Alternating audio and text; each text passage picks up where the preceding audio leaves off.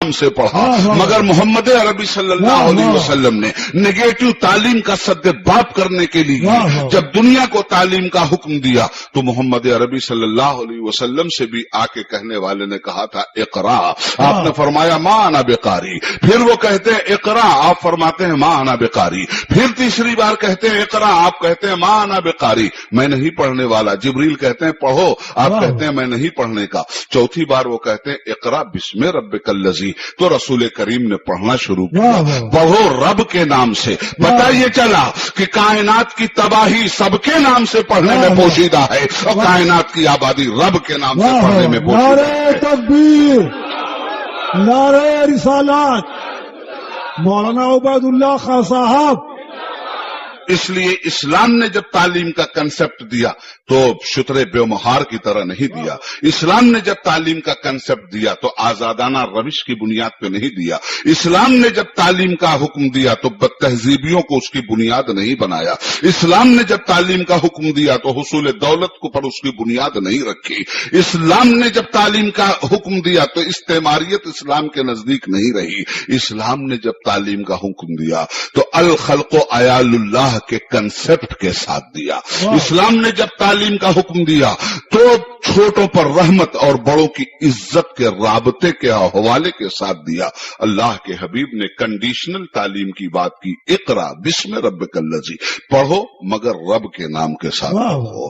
کس رب کے نام سے؟ اب رب کا تعارف بھی اسی تعلیم میں ہو رہا ہے، جس نے ایک قطرہ خون کی پھٹکی سے انسان کو دنیا میں کھڑا کر دیا، اس رب کے نام سے پڑھو جس جو رب بڑا مہربان ہے، اکرم الذی علم بالقلم، اور صرف پڑھنے سے کائنات کی ضروریات کا حل نہیں نکل سکتا تھا، صرف پڑھانے سے کائنات کے مسائل حل نہیں ہو سکتے تھے، اس لیے کہ اگر دنیا میں آپ پازیٹو تعلیم بھی دینا چاہیں تو جس علاقے میں آپ پڑھائیں گے اس کا فائدہ اسی علاقے کو مل سکے گا، دوسرا علاقہ فائدے سے محروم رہ جائے گا۔ آپ جس علاقے میں پڑھیں گے اسی علاقے میں آپ کو فائدہ حاصل ہوگا، دوسرا علاقہ تعلیم سے محروم رہ جائے گا۔ اس لیے قرآن کریم کہتا ہے اقرا وربک الاکرم الذی علم بالقلم علم الانسان ما لم یعلم، پڑھو اس پاک مہربان پروردگار کے نام سے جس نے انسانیت کو اپنے فضل و کرم سے علم کا قلم بخشا، علم کا قلم کا علم بخشا۔ اور قلم کے علم کی بات جانتے ہو، کہنے والے نے کیا پیاری بات کہی تھی، اے اہل ادب آؤ یہ جاگیر سنبھالو، اے اہل ادب آؤ یہ جاگیر سنبھالو، میں مملکت لوح قلم بانٹ رہا ہوں۔ قلم کا علم جب دیا گیا تو جانتے ہو قلم نے انقلاب کیسے برپا کیا؟ کبھی تقریروں کے ذریعے انقلاب نہیں برپا ہوتا، انقلاب تحریکوں کے ذریعے برپا ہوتا ہے، اور تحریکیں قلم کے ذریعے عالم وجود میں آتی ہیں۔ میں ایک چھوٹی سی مثال آپ کو دے دوں، دنیا کی سب سے بڑی شہنشاہیت کا نام ایران تھا، دنیا کی سب سے بڑی شہنشاہیت کا نام رضا پہلوی تھا، سب سے دنیا کی تاریخی اور پرانی شہنشاہیت تھی، بہت ٹھوس بنیادوں پہ قائم تھی وہ شہنشاہیت۔ اس شہنشاہیت کو کس علم نے پٹکا، اس شہنشاہیت کو کس طاقت نے پٹکا؟ بہت دور فرانس میں خمینی بیٹھا ہوا تھا اور وہاں سے قلم کا وہ جادو چل رہا تھا کہ اہل ایران کے سینے کے پار ہوتا چلا جا رہا تھا۔ قلم کی روشنائی کے ذریعے علم کے موتیوں کو اس نے صفحات پر بکھیرا تھا، اور نتیجہ یہ ہوا کہ وہ صفحات پہ انقلاب نہیں بکھیرا گیا، انسان کے دل پہ وہ انقلاب بکھیرا گیا۔ اور دیکھتے دیکھتے ایک وقت آیا قلم کے انقلاب کا کہ خمینی کی سواری فرانس سے ایران آ رہی تھی اور ایران سے بھگوڑا بھاگ کر امریکہ جا رہا تھا۔ اس طرح ایک ظالم اور استبدادی حکومت کا خاتمہ ہو رہا تھا، اور اسلام کے نام کی روشنی کے ساتھ دنیا میں ایک نئے انقلاب کو رونما ہوتے ہوئے دنیا دیکھ رہی تھی۔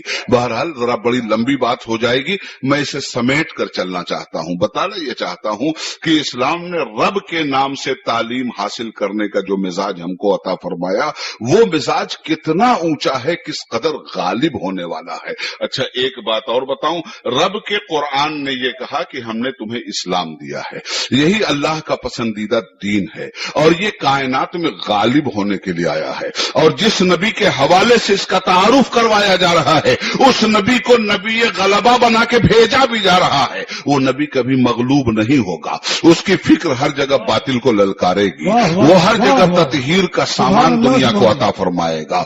उसका इल्म ऐसा इल्म हाजिक होगा कि जहां जहां उसके इल्म की रोशनी जाएगी, बिदआत के खेमे की तरफ जाएगी तो तनाबें उखड़ जाएंगी।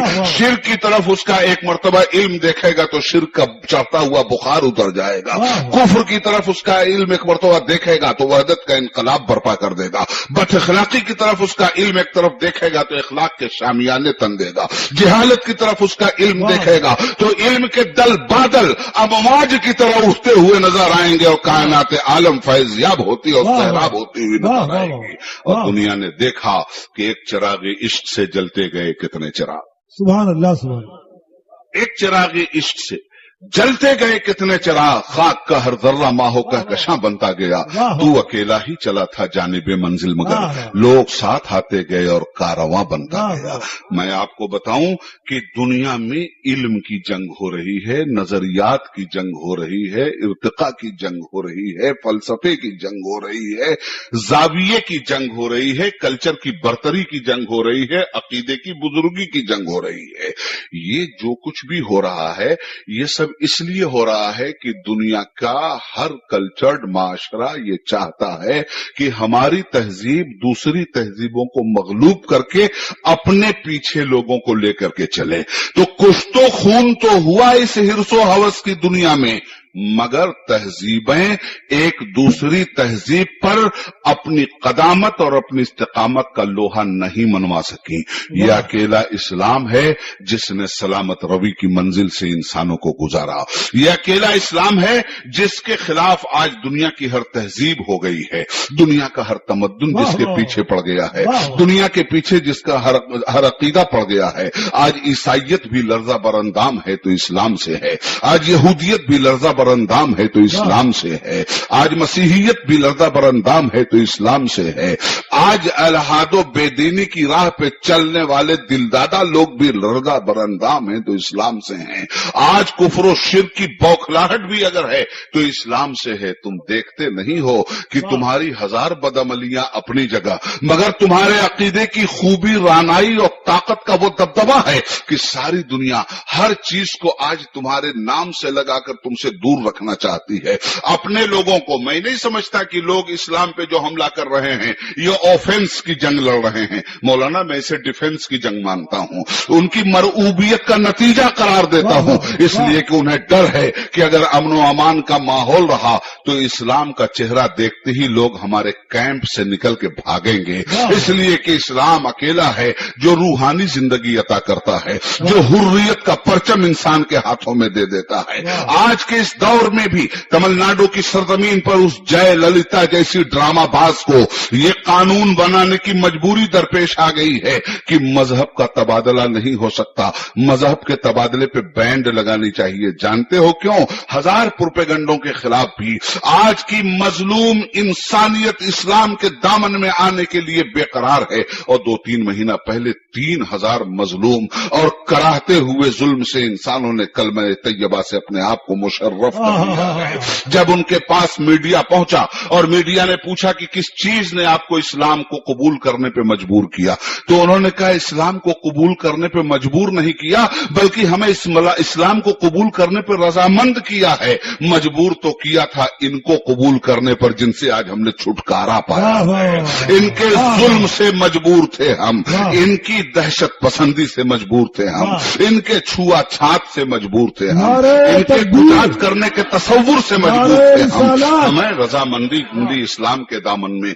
हमें मसावात मिला इस्लाम के दामन में, हमें बराबरी मिली इस्लाम के दामन में, हमें फख्र इफ्तिखार मिला इस्लाम के दामन में, कदरों को इकदार मिला इस्लाम के दामन में, कुल्हे इफ्तिखार मिली इस्लाम के दामन में। इसलिए हमने इस्लाम को कबूल किया है। आज हमें ये लगा कि हम सदियों से गुलाम थे, नस्लन बाद नस्लिन और कर्नन बाद कर्निन हमारे आबाओ अजदाद गुलामी की जंजीरों में जकड़े نکلے ہوئے تھے اسلام کی روشنی حریت کا پروانہ ہم کو عطا کر دیا ہے. واہ. میں آپ سے کہنا چاہتا ہوں کیوں ایسا ہو رہا ہے.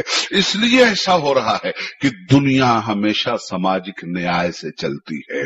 دنیا سماجک انصاف کے لیے ترس رہی ہے اور سماجی انصاف سوا اسلام کے دامن توحید میں آنے کے بغیر ممکن نہیں ہے، امپاسبل ہے. اس لیے کہ